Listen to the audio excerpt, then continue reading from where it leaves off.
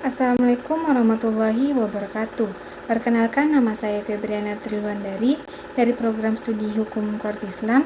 Di sini saya akan mereview materi pada pertemuan yang lalu yang membahas mengenai syariat pada masa Imam Mujtahid.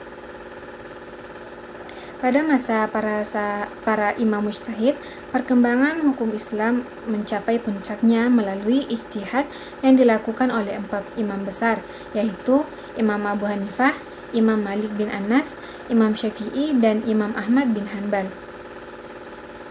Yang pertama, Imam Abu Hanifah memiliki nama lengkap Abu Hanifah An-Nu'man bin Sabit bin Zuto. Ia keturunan Persia dan lahir di Kufah pada tahun 80 Hijriah. Beliau adalah seorang ulama besar dari kalangan tabi'in. Guru beliau di antara lain adalah Hamad bin Sulaiman dan Ibrahim bin Al-Nakai. Dalam pandangan Abu Hanifah, selama ada riwayat yang bersumber dari para sahabat Nabi, maka itulah yang dijadikan dasar hukum. Ia juga dikenal dengan metode ihtisan, yaitu berpaling dari kaidah umum menuju kaidah khusus untuk menghasilkan hukum yang lebih sesuai dengan kemaslahatan. Abu Hanifah pernah dipenjara karena menolak jabatan dari penguasa saat itu. Yang kedua itu Imam Malik bin Anas, lahir di Madinah pada tahun 93 Hijriah dan wafat pada tahun 179 Hijriah. Sejak kecil ia belajar kepada ulama-ulama besar di Madinah, di antaranya Nafi Maula Ibnu Umar. Imam Malik hidup di kota Madinah dan banyak meriwayatkan hadis dari para tabi'in dan ulama setempat. Beliau sangat menghormati tradisi penduduk Madinah yang dianggap masih terjaga keasliannya dari masa Nabi. Karya monumentalnya adalah Al-Muwatta, salah satu kitab hadis dan fikih paling awal. Dalam menetapkan hukum, Imam Malik menggunakan ittiba, hukum istihsan, qiyas, dan amal penduduk Madinah sebagai dasar pertimbangan.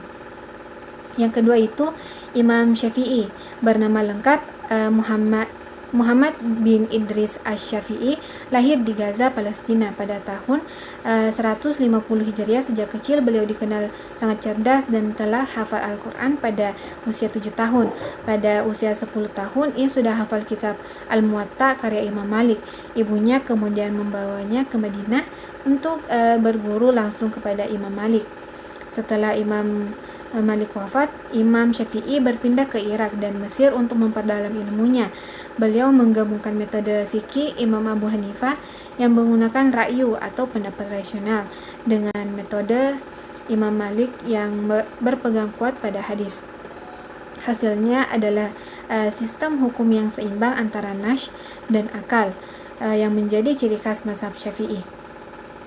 Yang keempat itu Imam Ahmad bin Hanbal, lahir di Baghdad pada tahun 164 Hijriah dan wafat pada tahun 241 Hijriah.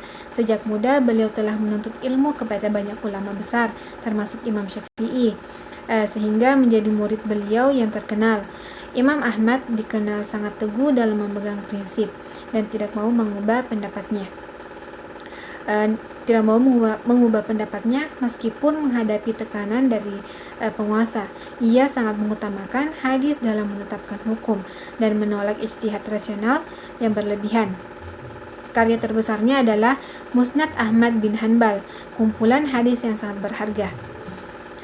Mungkin itu saja yang dapat saya sampaikan. Lebih dan kurangnya mohon dimaafkan. Wabillahi taufiq wa hidayah. Wassalamualaikum warahmatullahi wabarakatuh.